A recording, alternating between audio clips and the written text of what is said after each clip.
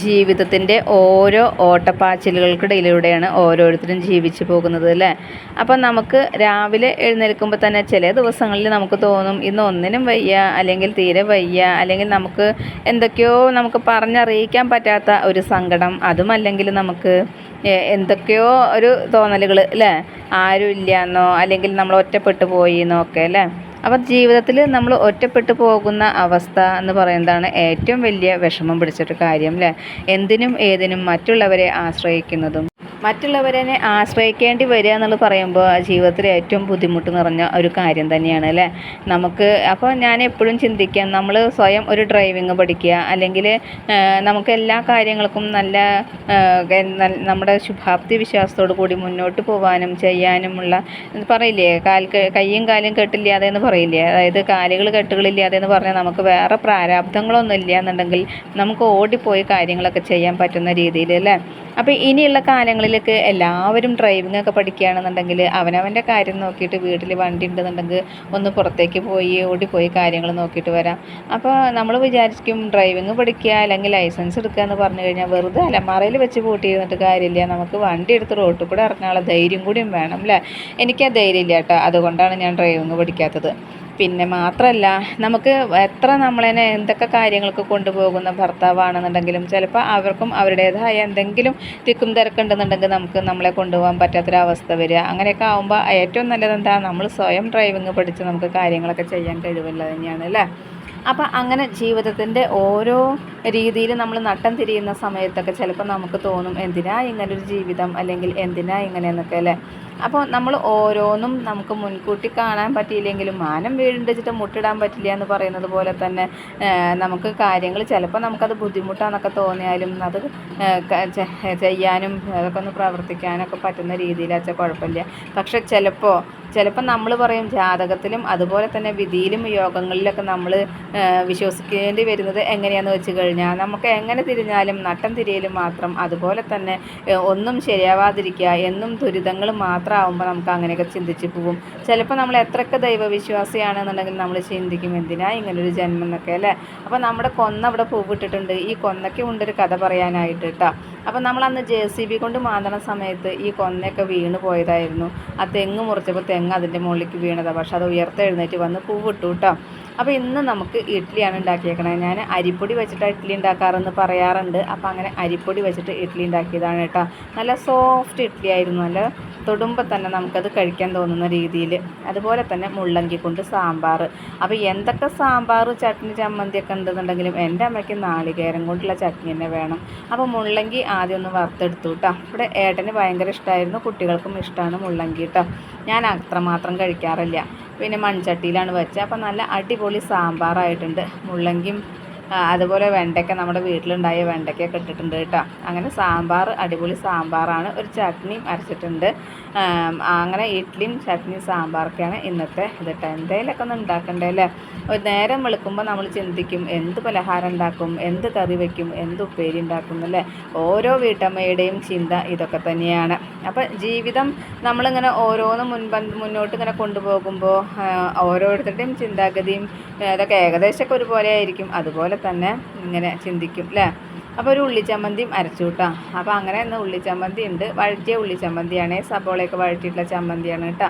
അപ്പോൾ സാമ്പാറും ഉള്ളിച്ചമ്മന്തിയും ചട്നിയാണ് ഇന്നത്തെ നമ്മുടെ ടിഫിൻ.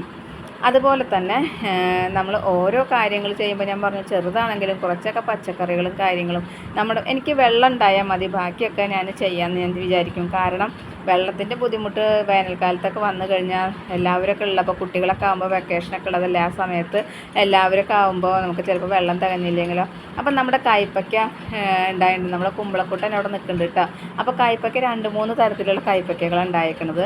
ആ കയ്പ്പയ്ക്ക പൊട്ടിക്കാൻ നിങ്ങൾക്ക് കാണുന്നുണ്ടോയെന്ന് അറിയില്ല, ഞാൻ അങ്ങനെ കാണിക്കുന്നുണ്ട്. അപ്പോൾ ആ കയ്പ്പയ്ക്ക ഞാൻ പൊട്ടിച്ചു. അപ്പം നമ്മുടെ അവിടെ താഴെ വന്നു നിന്നിട്ട് അവളുടെ കയ്യിലേക്ക് കൊടുക്കാൻ പറഞ്ഞിട്ട് വിളിക്കുകയാണ് കേട്ടോ. അപ്പോൾ ഞാൻ കൊടുത്തതാണ്. അങ്ങനെ ഒരു 3-4 കയ്പ്പയ്ക്കൊക്കെ കിട്ടി. പിന്നെ 5-6 കുറ്റിപ്പയർ നിൽക്കുന്നുണ്ടായിരുന്നു. അപ്പോൾ നീളമുള്ള പയറൊക്കെ നമ്മൾ പൊട്ടിച്ചു കിട്ടുക. അപ്പോൾ ഈ കുറ്റിപ്പയർ അവിടെ നിൽക്കുന്നുണ്ടായിരുന്നു. അപ്പോൾ ഞാൻ ഒരു പന്തൽ കെട്ടിക്കൊടുത്തിട്ട് ആ പന്തലിൽ തന്നെയാണ് കുമ്പളം, മത്തൻ, പയർ, കയ്പ, അതുപോലെ അമര ഇതെല്ലാം പടർത്തിയിട്ടുണ്ട് കേട്ടോ. അപ്പോൾ അതിലുണ്ടാവണത് ഉണ്ടായാൽ മതി. അപ്പോൾ താഴെ തക്കാളി ഉണ്ട്, അതുപോലെ പയറും താഴെതായിട്ട് നിൽക്കുന്നുണ്ട് കേട്ടോ. അപ്പോൾ ഞാൻ പറഞ്ഞു ഉള്ളി തോല് അതുപോലെ തന്നെ നമ്മുടെ പച്ചക്കറി വേസ്റ്റൊക്കെ അതിനിങ്ങനെ ഇട്ട് കൊടുക്കും. അപ്പോൾ അവിടെ തന്നെ ഉണ്ടായിക്കോട്ടെ എന്ന് വിചാരിച്ചിട്ട് അപ്പോൾ പയറുള്ളതൊക്കെ ഞാൻ അങ്ങനെ പൊട്ടിക്കുകയാണ്. അതുപോലെ നല്ല നല്ല പച്ചമുളകുകളും ഉണ്ട് കേട്ടോ. അപ്പോൾ ഇവ കണ്ടു വന്നിട്ട് എൻ്റെ അടുത്ത് നിന്ന് മേടിക്കുകയാണ് അതൊക്കെ. അപ്പോൾ ഞാൻ അവൾ താഴത്തേക്ക് ഇടുമ്പോൾ ഞാനത് നിങ്ങൾക്ക് ഇങ്ങനെ കാണിക്കാനായിട്ടൊക്കെ ഒന്ന് അവളുടെ അടുത്ത് നിന്ന് മേടിച്ചു. അപ്പോൾ അതിനവൾക്ക് ഇഷ്ടമില്ല മേടിക്കണേന് കേട്ടോ. കയ്പയ്ക്ക ഒട്ടും കയ്പുണ്ടായിരുന്നില്ല, നല്ല കയ്പയ്ക്കായിരുന്നു. അപ്പോൾ അടുത്ത വീട്ടിൽ നിന്ന് ഒരു തുണ്ടൻ ചക്ക കിട്ടിയിട്ടോ. അപ്പോൾ ആ ചക്കയുടെ കുരു ഉണ്ടായിരുന്നു, 5-6 കുരു ഉണ്ടായിരുന്നു. അപ്പോൾ ഈ ചക്കക്കുരും കയ്പയ്ക്കും കൂടിയിട്ട് ഉപ്പേരി ഉണ്ടാക്കി. അപ്പം നമ്മുടെ ഇന്നത്തെ കാലത്തെ കുട്ടികൾക്ക് അതൊന്നും ഇഷ്ടമില്ല. അവർക്ക് കയ്പയ്ക്കും അവർ കൂട്ടില്ല, അതുപോലെ തന്നെ ചക്കക്കുരു അവർക്ക് ഇഷ്ടമില്ല കേട്ടോ. അപ്പോൾ അതേ ഇത്രയേ ഉള്ളൂ വെച്ചാലും നമുക്കതൊരു സന്തോഷം തന്നെയാണ്. അപ്പോൾ ഞാൻ ഇവിടെ കയ്പയ്ക്കും പയറൊക്കെ കൂട്ടിയത് ഇവിടെ അരിഞ്ഞ് കഴുകി വെള്ളം വാരാനായിട്ട് വെച്ചിട്ടുണ്ട്. ചക്കക്കുരു ഉപ്പിട്ട് വേവിച്ച് വെച്ചിട്ടുണ്ട് കേട്ടോ.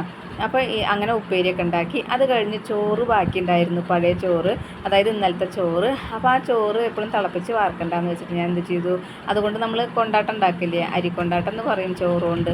അപ്പോൾ ചോറ് അരയ്ക്കുമ്പോൾ ചോറും മിക്സർ ജാറിലേക്ക് ഇട്ട് കൊടുത്തിട്ട് അതുപോലെ 1/4 ടീസ്പൂൺ ജീരകം, 2 വറ്റൽമുളക്, കായം പൗഡർ, ഉപ്പ് ഇതെല്ലാം കൂട്ടിയിട്ടൊന്ന് നമ്മൾ അരച്ചെടുത്തിട്ട് നമ്മുടെ ഏതെങ്കിലും ഈ അച്ചുകളുണ്ടല്ലോ, സേവനാഴി എന്ന് പറയില്ലേ, നമ്മൾ ഇടിയപ്പൊക്കെ ഉണ്ടാക്കണ അതിലിട്ടിട്ട് നമ്മൾ ഇതുപോലെ ഇങ്ങനെ ചുറ്റിച്ചിട്ട് കൊടുക്കുക കേട്ടോ. അപ്പോൾ നമ്മുടെ മുറുക്ക് പോലെ. അപ്പോൾ ഇങ്ങനെയാണ് അത് ഉണ്ടാവുക. ഇങ്ങനെ ഇത് ഉണങ്ങി കിട്ടിക്കഴിഞ്ഞാൽ നമുക്ക് എണ്ണയിൽ വറുത്തെടുത്ത ചോറിന് അതുപോലെ തന്നെ കഴിക്കാനൊക്കെ നല്ല തന്നെയാണ് കേട്ടോ. അപ്പോൾ ഇങ്ങനെയൊക്കെ ചെയ്യാത്തവരുണ്ടെന്നുണ്ടെങ്കിൽ ചെയ്ത് നോക്കൂ. ഇതൊക്കെ പഴയ കാലഘട്ടത്തിലെ, അതായത് എൻ്റെയൊക്കെ കുട്ടിക്കാലത്തിലെ ഒരു കാര്യങ്ങളാണ്. അപ്പോൾ അതൊക്കെ ഒന്ന് ഞാൻ അങ്ങനെ ചെയ്തു എന്ന് മാത്രം. അതുപോലെ തന്നെ നമ്മൾ പറയുന്ന പോലെ നമുക്ക് ജീവിതത്തിൽ എപ്പോഴും സന്തോഷം സമാധാനം ആയിട്ട് ഇരിക്കണം തന്നെയാണ് എല്ലാവരും വിചാരിക്കുക അല്ലേ. പക്ഷേ എല്ലാവർക്കും അത് കിട്ടിക്കൊള്ളണമെന്നില്ല. എപ്പോഴും നമുക്ക് സന്തോഷം സമാധാനമായിട്ടിരിക്കാൻ പറ്റിക്കൊള്ളണമെന്നില്ല.